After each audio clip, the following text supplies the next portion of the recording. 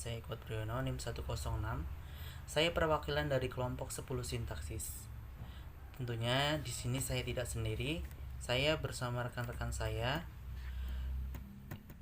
Yang pertama ada Destika Rahma Sabira NIM 99, ada Ananda Fitria Ramadanti NIM 101, ada Alvina Andriana Putri NIM 102, ada Grezia Galang Pamungkas NIM 103, ada Nabila Gina Alvia NIM 107.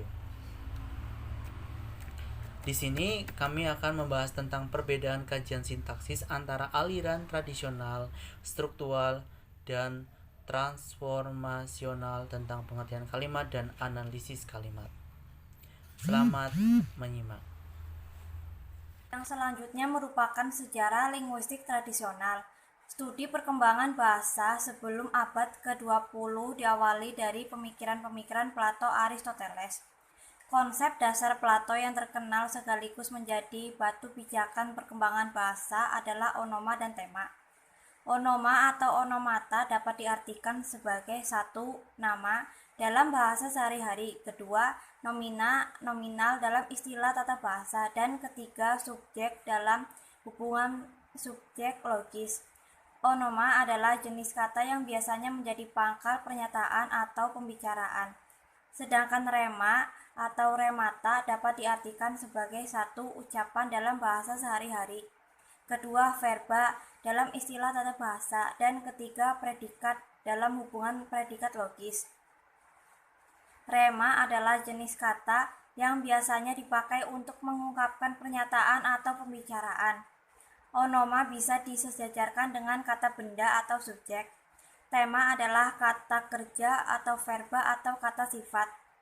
Jika onoma menjadi pernyataan pertama atau pernyataan utama, maka tema akan menjadi pernyataan kedua. Singkatnya, bahasa adalah pernyataan pikiran manusia yang diwujud nyatakan melalui onomata dan remata. Onoma dan rema adalah unsur pembentukan kalimat. Dalam pandangannya tentang bahasa, dia menambahkan satu kelas kata yang disebut sindosmei. Dalam melengkapi kedudukan onoma dan rema dalam kalimat, sindosmoi adalah kata-kata yang lebih banyak bertugas dalam hubungan sintaksis. Singkatnya, menurut Aristoteles dapat terjadi tiga kelas kata, yaitu onoma, tema, dan sindosmoi dalam sebuah kalimat. Selanjutnya yaitu mengenai sejarah linguistik struktural.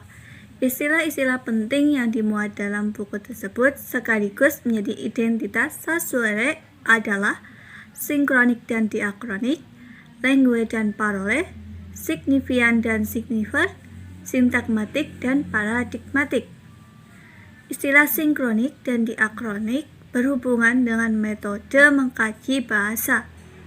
Telaah bahasa secara sinkronik itu mempelajari suatu bahasa pada kurun waktu tertentu saja. Telaah bahasa secara diakronik itu telaah yang ada pada sepanjang masa bahasa itu digunakan oleh para penuturnya. La langue atau langue dan la parole atau parole berhubungan dengan norma dan proses penggunaan bahasa. Langue merujuk pada sistem, kaidah, atau norma bahasa yang digunakan dalam komunikasi verbal dan masih bersifat abstrak. Sedangkan parole itu realisasi konkret dari langue yang diwujudkan melalui ujaran, dapat diamati dan diteliti, dan beragam bentuknya. Itu karena dihasilkan dari orang yang berbeda-beda. Konsep ini juga berhubungan dengan teori makna David Cooper, yakni makna diproduksi dalam pikiran manusia atau makna merupakan ekspresi mentalistik dari pikiran manusia. Makna yang akan dimunculkan juga selalu mendapat kekuatan dengan bantuan pengalaman indera manusia atau merujuk pada suatu yang lain. Sintagmatik dan paradigmatik itu hubungan gramatikal yang dapat menempati tataran fonologi, morfologi, dan sintaksis. Kemudian, untuk ciri-ciri aliran tradisional dan struktural, salah satunya yaitu jika tradisional bertolak pada filsafat, maka struktural berpijak pada paham behaviorisme. Assalamualaikum warahmatullahi wabarakatuh. Di sini saya akan menjelaskan tentang cara kerja atau analisis gramatikal linguistik tradisional dan gramatikal linguistik struktural. Berikut ini contoh gramatikal linguistik tradisional dan linguistik struktural. Pada aspek kegramatikalan, berdasarkan ketidaklaziman dan kelazimannya. Pada aspek tradisional, yaitu pada kata apotik dari apotiker, konkret dari konkretisasi, sistem dari sistematisasi, komponen dari kompetensi, bupati, ada penambahan pada kata depan dan akhir, yaitu ke dan an, yang menjadi kebupatian. Pada aliran struktural, yaitu pada kata apotik dari apoteker, konkret dari konkretisasi, komponen dari kompetensi, dan bupati menjadi kabupaten. Yang kedua, pada aspek pengertian atau konsep. Pada aliran tradisional, yaitu kalimat adalah gabungan dari beberapa kata. Kata kerja adalah kata yang menyatakan tindakan atau kejadian. Pada aliran struktural, yaitu kalimat adalah ekspresi yang merujuk pada bentuk lain. Kata kerja adalah kata yang dapat berdistribusi dengan frasa. Pada aspek analisis tataran kalimat, pada aliran tradisional, yaitu A. Analisis kalimat menurut jabatan. Contohnya, pada kalimat Nurdin anak Busara minum air panas. Nurdin merupakan pokok kalimat, anak Busara merupakan keterangan pokok kalimat, minum merupakan sebutan kalimat atau SK, air itu PP atau pelengkap penderita, panas itu KK, yaitu keterangan keadaan. Dengan catatan, karena belum mengenal frasa, maka unsur anak Busara menjadi keterangan pokok kalimat. Kalimat harus disertai dengan unsur keterangan, yaitu menerangkan waktu, keadaan, tempat, dan sebagainya. Yang B, analisis menurut kategori kalimat. Dengan kalimat Nurdin minum air panas. Nurdin merupakan kata benda atau nominah, minum yaitu kata kerja atau verba, air itu kata benda, dan KS itu kata sifat. Kalimat majemuk adalah dua buah kalimat atau lebih yang digabungkan menjadi satu problematika karena linguistik tradisional belum mengenal klausa. Linguistik tradisional telah mengenal kalimat majemuk, setara, dan bertingkat. Bagian yang tertinggi yaitu induk kalimat. Bagian kalimat yang kedudukannya rendah disebut anak kalimat. Model analisis linguistik tradisional sangat memudahkan untuk memahami struktur kalimat. Dalam setiap kalimat, menurut linguistik tradisional harus lengkap, minimal memiliki pokok kalimat dan sebutan kalimat. Pada aliran struktural, yaitu linguistik struktural dalam menganalisis satuan-satuan ucaran menggunakan teknik immediate constituent analysis atau IC analysis.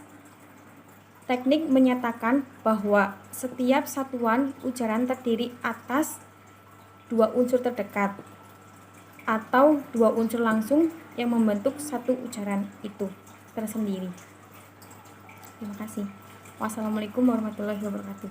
Saya akan menjelaskan poin B tentang analisis menurut kategori kalimat. Misalnya nih ada contoh kalimat Nurdin minum air panas. Nurdin termasuk kata benda, minum termasuk kata kerja, untuk air juga termasuk kata benda, sedangkan panas merupakan kata sifat. Kalimat majemuk adalah dua kalimat atau dua buah kalimat atau lebih yang digabungkan menjadi satu problematika karena linguistik tradisional belum mengenal yang namanya klausa. Linguistik tradisional telah mengenal kalimat majemuk setara dan bertingkat. Bagian tertinggi yaitu induk. Bagian kalimat yang berkedudukan rendah disebut anak kalimat. Model analisis linguistik tradisional sangat mudah untuk memahami struktural kalimat. Dalam setiap kalimat, menurut linguistik tradisional harus lengkap, minimal memiliki pokok kalimat dan sebut kalimat. Pada aliran struktural, yaitu linguistik struktural, dalam menganalisis satuan-satuan ujaran menggunakan teknik immediate continuous analysis atau isi analisis, teknik menyatakan bahwa setiap satuan ujaran terdiri atas dua unsur terdekat atau dua unsur langsung yang membentuk satuan ujaran itu. Berikutnya akan dilanjut oleh rekan saya. Assalamualaikum warahmatullahi wabarakatuh. Saya Gracia Galang Pamungkas akan sedikit menjelaskan persamaan dan perbedaan hakikat antara linguistik tradisional dan linguistik struktural. Yang pertama itu persamaan.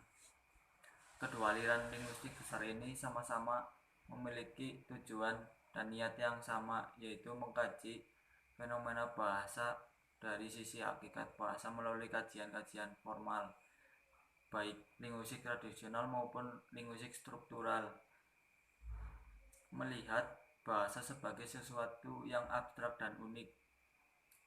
Oleh karena itu, untuk mengkaji atau menganalisis bahasa dan sekaligus meletakkan sebagai sebuah disiplin ilmu otonom, diperlukan pendekatan dan metode baku yang dapat dijadikan acuan kerja analisis secara ilmiah. Kedua kelompok linguistik ini sama-sama merupakan pioner pada zamannya. Linguistik tradisional membuka jalan bagi perkembangannya kajian-kajian ilmiah tentang bahasa dan cara-cara tradisional. Yang kedua, perbedaan. Plato dan Aristoteles berpendapat bahwa bahasa itu bersifat teratur. Keteraturan itulah sehingga dapat menyusun tata bahasa. Contoh, boy, boys, girl, girls. Sebaliknya, kelompok strukturalis berpendapat bahwa bahasa itu tidak teratur. Teori pemakaan bahasa oleh linguistik struktural dapat dilakukan melalui teori mentalistik, behavioralistik, dan kegunaan atau pragmatik. Linguistik tradisional memaknai bahasa melalui wujud bahasa itu sendiri. Terima kasih. Di sini saya akan menjelaskan keunggulan dan kelemahan linguistik tradisional dan linguistik struktural. Yang pertama, linguistik tradisional. Keunggulan yang pertama adalah tradisional lebih bertahan lama karena pola pikir aliran ini bertolak dari pola pikir filsafat. Yang kedua, aliran ini berkiblat pada bahasa tulis baku sehingga keteraturan penggunaan bahasa bagi para penganutnya amat dibanggakan. Yang ketiga, aliran ini mampu menghasilkan generasi yang mempunyai kepandaian dalam menghafal istilah, tetapi tidak pandai dalam komunikasi, karena salah satu ciri pada aliran ini adalah senang bermain dengan definisi. Selanjutnya saya akan menjelaskan tentang kelemahannya. Yang pertama yaitu teori tradisional ini belum membedakan antara bahasa dan tulisan, sehingga pengertian antara bahasa dan tulisan ini masih sangat kacau, dan pengertian yang kacau balau itu mengakibatkan kebiasaan orang-orang Romawi yang mendewakan bahasa tulis dan terpacu oleh pesatnya teknologi. Selanjutnya, yang kedua yaitu teori ini tidak menyajikan kenyataan bahasa yang kemudian dianalisis lalu disimpulkan. Dan yang paling utama adalah memahami istilah dengan menghafal definisi yang dirumuskan secara filosofis. Yang ketiga, pemakaian bahasa berkiblat pada pola atau kaidah sehingga mahasiswa pandai dan menghafal teori-teori bahasa, tetapi tidak mahir berbicara dalam kehidupan bermasyarakat. Linguistik struktural. Selanjutnya di sini saya akan membahas tentang linguistik struktural. Yang pertama yaitu keunggulannya. Keunggulan yang pertama, aliran ini telah membedakan konsep grafem dan fonem. Yang kedua, dengan adanya metode drill dan praktik, suatu bentuk latihan yang terus-menerus dan berulang-ulang akan membentuk suatu keterampilan bahasa berdasarkan keterampilan. Yang ketiga, kriteria kegramatikalan berdasarkan keumuman sehingga mudah dipahami dan mudah diterima oleh masyarakat awam. Dan di sini saya akan menjelaskan kelemahan struktural. Pada aliran struktural, yang pertama yaitu bidang morfologis dari sintaksis dipisahkan secara tegas. Yang kedua, proses bahasa merupakan proses rangsang tanggap yang berlangsung secara fisis dan mekanis. Padahal manusia bukanlah mesin. Yang ketiga, menurut paham ini, jiwa seseorang dan hakikat sesuatu hanya bisa dideteksi lewat tingkah laku dan perwujudan lahiriah yang tampak. Sekian dari saya. Terima kasih. Wassalamualaikum warahmatullahi wabarakatuh.